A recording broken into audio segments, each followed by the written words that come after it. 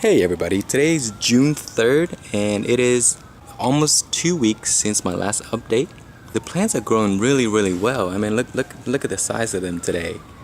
There's a few problems, but I'll point it out to you as I go along. Let me show you what's going on. Here in the first bin is my Aji Habanero. It's starting to develop fruits down there, so you can see one fruit there, and there's a ton more flowers. I have some of these leaf problem. I'm not sure what it is. Some people mentioned that it could be a calcium deficiency. Maybe next week I'm going to add some calcium to this and see what that would do. And here is the mini Rocoto, looking good. Just flowers but no fruits yet. And this is my Bahamian Ghoat, the one that consistently had leaf problem. But as you can see, there are fruits right there. There's a few more somewhere, but it's looking okay. There's some leaves problem here. Let me show you a closer up look. So if anybody know what that is, please let me know so I can fix this. I plucked a bunch of the leaves off, but as they grow back, they start to have the same thing happen again. Here is my white ghost, smaller, still looking very nice. This is my chocolate habanero, looking very nice. No fruits yet, but there are a bunch of flowers. And then here is one of the bigger tree. This is the white devil's tail, and this one is growing really nice. So there we go. I have some fruits here and there, and I got a few bigger ones inside right there. Right there, back there. So this is one of the most anticipated plant for me this summer because I've never seen what the fruits look like when they ripen. Moving on, this is my Bonda Ma Jacques, looking good as well. There's some fruits forming right here. The leaves are also having some problem. I'm not sure what that is. Hopefully it's not any kind of crazy disease and just a calcium deficiency. And that one there, I think, is a red habanero. There's a ton of flowers everywhere. Probably have some fruits. Yeah, there are fruits right here. There's probably a bunch more that it's hard to see. This one here is my red habanero, the one that looks really strange with the flat branch right there. And that one's looking good. Look at this dill right in the middle of. I just put that in there for fun. I didn't think that it would grow, but look at the size of that thing today. MOA Scotch Bonnet. There are all those tatsoi seeds that I gave away, a bunch of them. They're starting to grow, but that one seems to be okay. This one is a 7-pot infinity. There's some flowers here. Look at the leaves problem.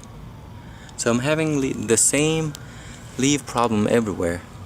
So it may be a calcium deficiency. This one here, I think it's a red habanero. Yep, it's a red habanero. Something's been chewing on my leaves. Look at this. They're everywhere. They're having the same spots in the middles. And look at this. I don't know what this is, but it's just, it damaged pretty much every single branch on here. Just eating up all my leaves, just like that. But other than that, the plant is looking good. This is a jackfruit. So I bought some jackfruit from an Asian grocery store. I threw the seeds in there and it actually grew. And those are the cantaloupes. I did the same thing. Just threw some seeds in there and that grew. Here's the white ghost. Is the one that I didn't top. It seems to be growing really well. There are flowers everywhere but no fruits yet. I'm hoping to get some fruits very soon. And again, look at these leaf problem. This is another MOA Scotch Bonnet. Something's been chewing on this. I'm gonna try to find that out soon. Here's my watermelon. This is the Jubilee. So this thing's really cool because it started to put out female flowers. So these are the male flowers because there's no fruit underneath. And if you look at this one, where's the other one? I saw a few earlier. Here we go. See that one there? That's a female flower with the fruit at the bottom of it. So it's latching on to my other container. This one is gonna fruit very, very soon. Here is my crimson sweet.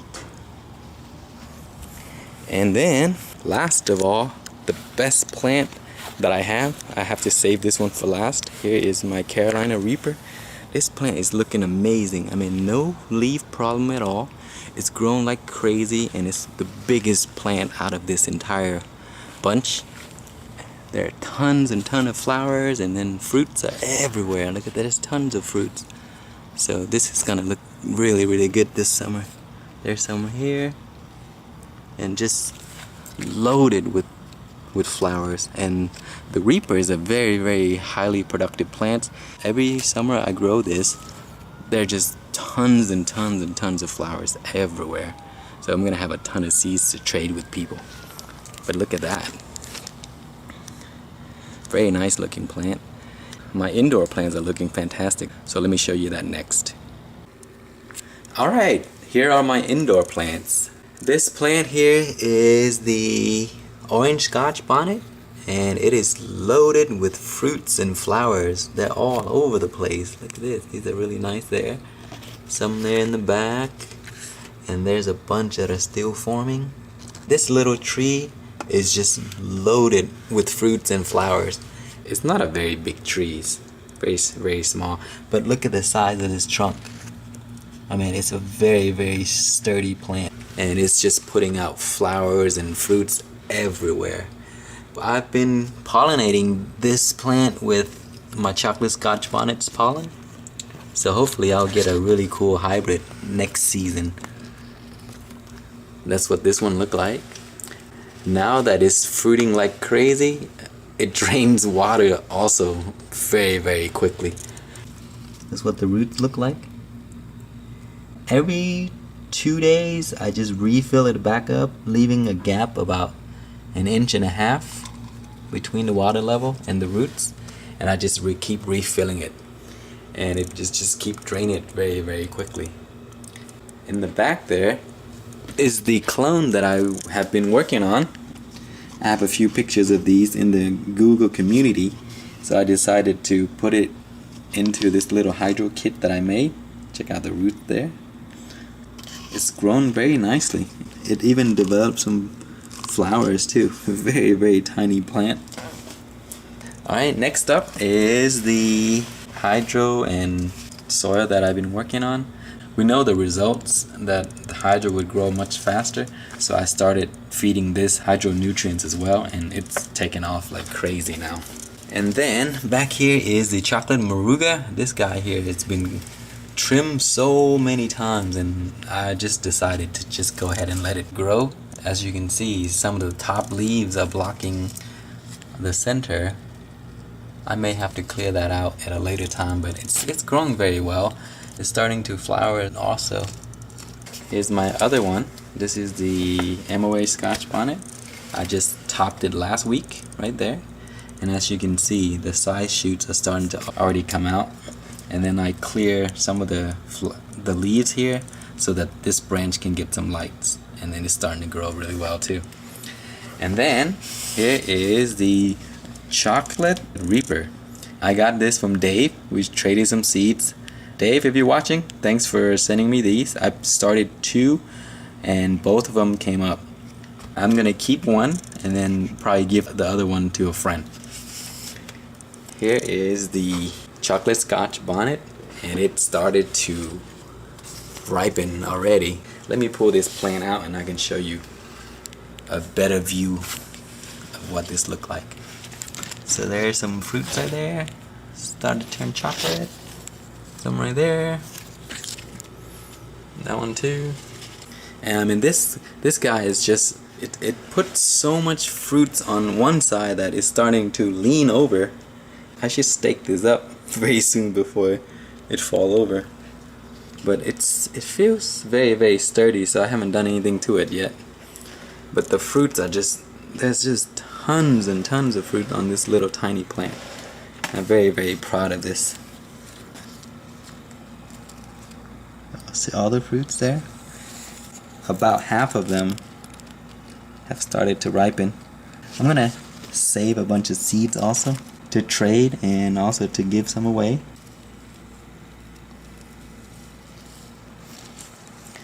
So for those that are trying to experiment growing indoor, I really highly recommend trying this out.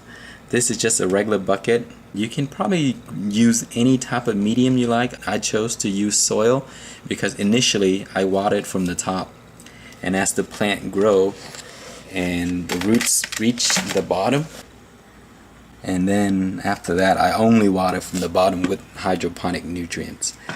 I've done this many times before with my other types of pepper variety, and they all have the same result. I mean, there's tons of fruits all over the place, so I recommend you trying this method if you're growing indoor. But anyway, that's all I have for the update today. And again, we have a pepper community that I'm part of, so you guys are welcome to join. I'll put all the link and information in the description. And there's a ton of guys on there. They're trading seeds all over the place, and they're just going nuts with different types of varieties of peppers that I've probably never even heard of. But anyway, I hope you guys liked the video. If you have any questions or comments, be sure to let me know, and thank you for watching.